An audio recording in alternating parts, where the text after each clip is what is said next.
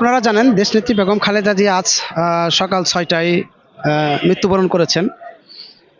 আমরা সহ সারা বাংলাদেশ সহ এবং বিশ্ববাসীতে সুখে পরিণত হয়েছে নেত্রীর এই চলে যাওয়াটাকে।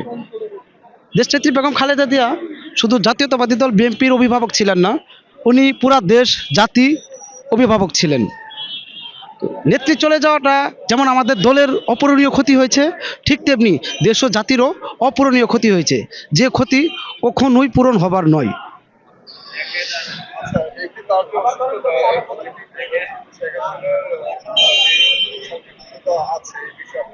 হ্যাঁ, এটা তো অবশ্যই।